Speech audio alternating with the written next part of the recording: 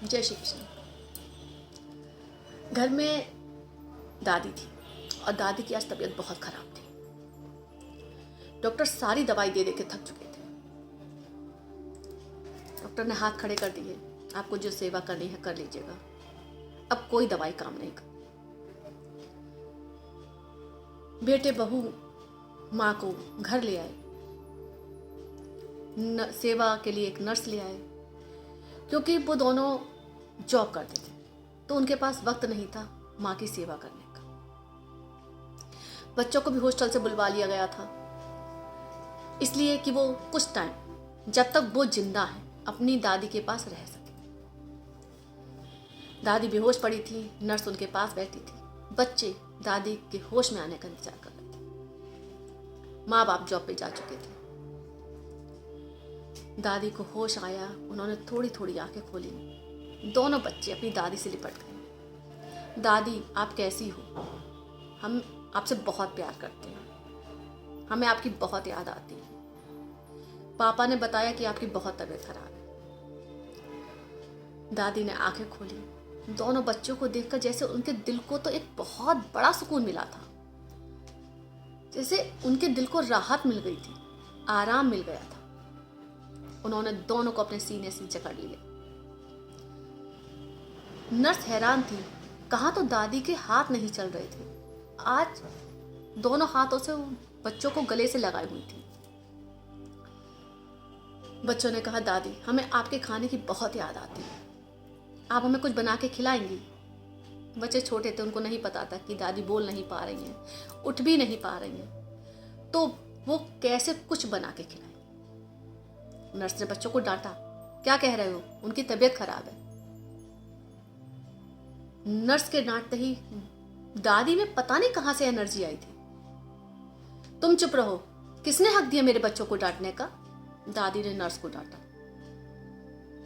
Nurse बोली कि मैं तो आपके भले के लिए कह रही हूं, आपकी तबीयत खराब है, आप उठ नहीं सकती हैं, डॉक्टर ने मना किया है। दादी ने नर्स से कहा, मुझे उठाओ और मुझे बाथरूम ले चलो, मुझे नहाना है।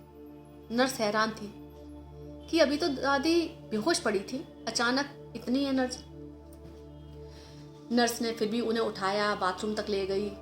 दादी ने नहाया, नहा के बाहर आई, मुझे किचन तक ले चलो। नर्स ने मना किया पर दादी नहीं मानी। वो किचन में गई और नर्स से मदद मांगी कि खाना बनाने में वो उनकी मदद करे। पहले तो नर्स ने मना कर दिया, फिर कुछ सोच के दादी की वो हेल्प करने लगी। दादी ने खाना बनाया, दोनों बच्चों को परस के दिया।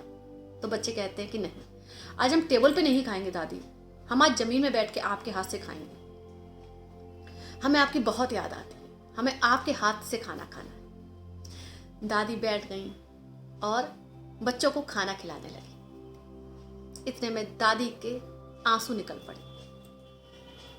बच्चे घबरा गए, दादी दर्द हो रहा है, तबीयत खराब हो रही है, पैर दबा दे, हाथ दबा दे। दादी ने कहा, नहीं कुछ भी नहीं हो रहा है, मुझे तेरे पिता की याद आ गई। जब तेरा पिता छोटा था तब वो भी मेरे हाथों से यूं ही खाता था, लेकिन अब उसके पास टाइम ही नहीं है, ना खाना खाने का और ना ही माँ के पास बैठने का, कि माँ से 2 वक्त ये पूछ सके कि माँ कैसी हो। बच्चों ने कहा कि नहीं दादी, अब हम हमेशा आपके साथ ऐसे ही खाना खाया करेंगे। दादी हंसी, बोली तेरी माँ रहने देगी तब ना, तुम्हें फिर जाना होगा।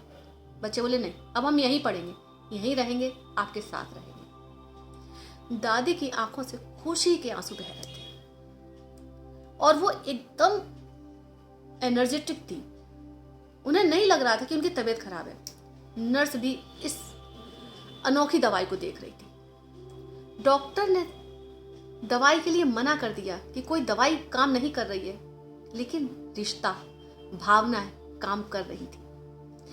नर्स ने भी ऐसी कभी दवाई देखी नहीं थी, ना ही उसने इस तरह का चमत्कार देखा था कि कोई इंसान मौत के बिस्तर से उठ के इस तरह से कर सकता है।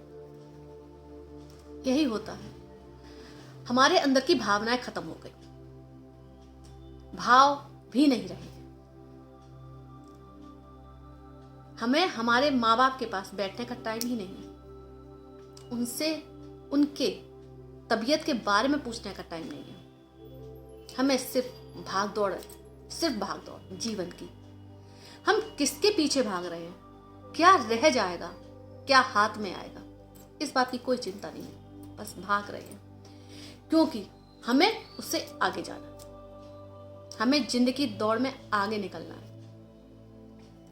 दादी अपने पोतों को गले से लगाए रो रही थी और पोते उन्हें आश्वासित कर रहे थे कि हम कहीं नहीं जाएंगे, आपके पास रहेंगे, आपके साथ रहेंगे, आपके हाथ का बना ही खाना खाएंगे। आज दादी बिल्कुल ठीक थी। नर्स भी इस चमत्कार को देख के आश्चर्यचकित हो रही थी।